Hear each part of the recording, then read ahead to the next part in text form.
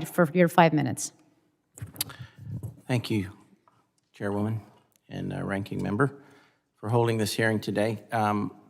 For our three witnesses who are here in committee room, and we'll start with Dr. Richards here. Please answer yes or no to this question.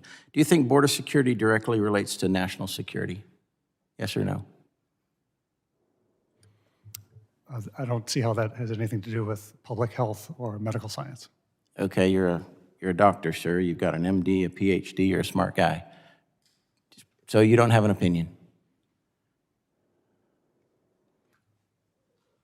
Yes or no? The two are related, yes. Okay, all right, we'll go to the next person. What do you think, sir? Does border security directly relate to national security? That is certainly an issue that certain members of this House have tried to make a connection. So, yes or no? Receiving asylum seekers is not yes a or no, national sir? security issue. Yes or no? You don't have an opinion? You, sir? It can, but it depends on the context. So it could? Again, it depends on the context of what we're talking about. Okay, all right. Do you think we have a secure border? I mean, you've seen the news. Do you think we have a secure border? By almost every metric, the border is in some ways more secure than it has been. According to Customs and Border Protection. All right, thank you. All right, we'll go back to you. Returning asylum seekers to be kidnapped, raped, tortured in Mexico is not a secure border. Okay, we do not have a secure border. And you, doctor, do you think we have a secure border? From the perspective of human rights law, the treaties that the U.S. has ratified and the 1980 Just yes or no is fine, sir. Then the answer is no. It is not secure. We do not have a Those secure rights border. are being violated. Thank you. You know, we have a rule of law, and this country is literally the most prosperous and the most free in the world because we have a rule of law, because we believe that everyone should follow the law, and we have immigration law. Sheriff, what do you think? Do you think border security directly relates to national security?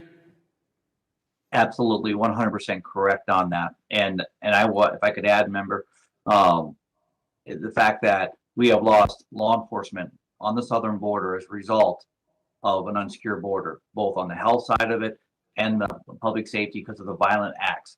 My office right now is investigating several acts here the last few weeks, last month, where an agent they tried to cut his throat, had another one, they tried to kill the agent. So yes, the secure border is national security and community public safety. Thank you, Sheriff. Just to follow up, as of right now, how much of your manpower goes into filling the gaps for the federal government as it relates to the flow of illegal immigration and smuggling? And if Title 42 goes away, how do you think that will change for you, for your agency? Currently, we're spending $17,000 a week out of a rural county sheriff's office to address border security. We've had over 1,000 calls in the last 8 to 9 months, just border-related crimes, just to my office. We run details every day just to assist Border Patrol that are stretched very thin right now. Like I said, this is the worst I've ever seen when it comes to lack of management on our southern border. So you're spending almost $1 million or right around $1 million a year because the federal government is not doing its job when it comes to illegal immigration and smuggling. If Title 42 goes away, how much do you think that's going to change? It's going to compound that to levels I've never seen in my 4 decades almost. The state of Arizona provided my office $12.8 million just to address the cost. In the first 5 months, my overtime budget, both in jail and patrol, was 92% expended. We don't have the funds. The state of Arizona and the Governor Ducey, that's why I thanked him, have been stepping up just to help us secure our borders here in southern Arizona. Well, thank you. So it's quite evident that if Title 42 goes away, it's going to be a huge impact on local law enforcement and local communities. In the Biden administration's decision to phase out and ultimately terminate Title 42 will only further exacerbate the crisis at our southern border. As of March 2022, U.S. Border Patrol officers and agents have expelled over 1.7 million illegal immigrants under Title 42 since its inception in March of 2020. During 2021, over 2 million illegal border immigrants were apprehended by Border Patrol, of which more than 400,000 were released into the United States. apprehended illegal immigrants that were simply released into the United States. That's unconscionable. Thank you, and I yield back. Thank you. The gentleman yields back. The chair now recognizes the gentlewoman from New York, Ms. Clark, for your 5 minutes. Thank you very much.